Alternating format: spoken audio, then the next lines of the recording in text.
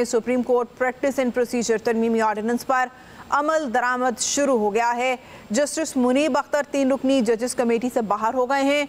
Chief justice काजी फायज ईसा ने justice Aminuddin Khan को committee रुकन नामजद कर दिया है। Justice Aminuddin Khan seniority list में 5वें नंबर पर हैं। Supreme court practice and procedure तरमीमी ऑर्डिनेंस पर अमल दरामद शुरू हो गया है। बात करेंगे, वसीम मलिक हमारे साथ मौजूद हैं। वसीम, बताएगा क्या डिटेल्स हैं? देखिए, बिल्कुल आज के रोज ही ये डेवलपमेंट सामने आई थी कि वफाकी काबीना की जानिब से जो तरमीमी ऑर्डिनेंस था उसकी मंजूरी हुई और उसके बाद सदर मुमलिकत की जानिब से वो ऑर्डिनेंस जो है वो मंजूर किया गया। तो अब बाकायदा तौर पर सुप्रीम कोर्ट में इसका जो अमल दरामद है वो शुरू हो चुका है। चीफ जस्टिस काजी फायज ईसा ने तरमीमी ऑर्डिनेंस पर अमल दरामद करते हुए जो सीनियरिटी में चौथे नंबर पे हैं जस्टिस अमीनुद्दीन खान, उन्हें 3 रुकनी जजेस कमेटी का हिस्सा बना दिया है, जिसके बाद जस्टिस मुनीब अख्तर जो है वो 3 रुकनी कमेटी से बाहर हो गए हैं। जी, टोटल पिलर और 18 फोटो। और ये भी बताइएगा वसीम के जिस तरह से कि ये 3 रुकनी जजेस कमेटी से बाहर हो गए हैं जस्टिस मुनीब अख्तर और जस्टिस काजी फायज ईसा ने जस्टिस अमीनुद्दीन को रुकन नामजद कर दिया है, तो ये क्या तरीकाकार है? इस तरह से प्रैक्टिस एंड प्रोसीजर तरमीमी ऑर्डिनेंस पर मजीद किस तरह से अमल होगा?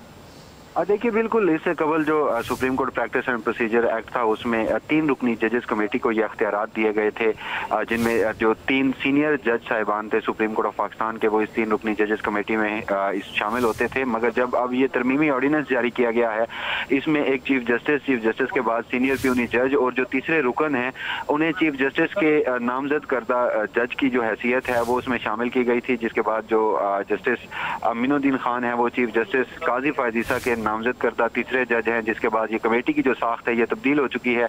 और ये जो कमेटी है ये आइन के आर्टिकल 184(3) से मुतालिक जो मुकदमात हैं उनकी समाअत हो, अज खुद नोटिस हो, या फिर जो सुप्रीम कोर्ट ऑफ पाकिस्तान में बेंचेस की तश्कील और केसेस की मुकर्रर करने के हवाले से गुजारिशात हैं वो जारी की जाती हैं। जी, एक बार फिर से बताइएगा कि supreme court practice and procedure तरमीमी ऑर्डिनेंस पर जो अमल दरामद हुआ है उससे फिर जो लोड है कोर्ट्स पर, जजेस पर, और जैसे कि कहा जाता है कि बेशुमार केसेस पेंडिंग में पड़े रहते हैं, तो क्या फिर अब स्पीड अप हो जाएगा ये काम?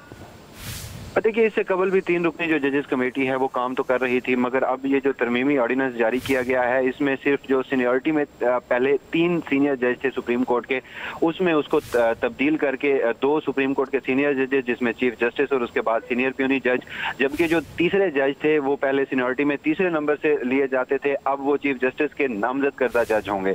तो उसमें जो काम का तरीकाकार है वो तो बज़ाहिर वही रहना है, और उस हवाले से एक तब्दीली ये जरूर की गई थी इस तरमीमी ऑर्डिनेंस में कि अब जो मुफाद आमा से मुतालिक 184(3) के मुकदमात हैं उनको अगर समाअत के लिए मुकर्रर किया जाएगा तो उनकी बाकायदा रीजनिंग देनी पड़ेगी कि किस बुनियादों पर इन मुकदमात को समाअत के लिए मुकर्रर किया गया है। और उसके बाद अगर 184(3) में कोई आईनी दरखास्त होती है या फिर अज खुद नोटिस का मामला होता है और उसकी जो समाअत होती है उसमें बेंच में शामिल कोई भी जज होगा तो उन जजेस की जानिब से दिए गए जो रिमार्क्स हैं उनका बाकायदा ट्रांसक्रिप्ट तैयार किया जाएगा और उन ट्रांसक्रिप्ट को बाद में जो मफाद आमा के लिए पब्लिक प्रॉपर्टी के तौर पर जारी किया जाएगा। तो ये तब्दीली जरूर हुई है। बहरहाल जजेस का जो काम करने का तरीका है वो उसमें वही रहेगा, क्योंकि पहले भी 3 रुकनी जजेस कमेटी थी और अब भी जो 3 रुकनी जजेस कमेटी है वो काम जारी रखेगी।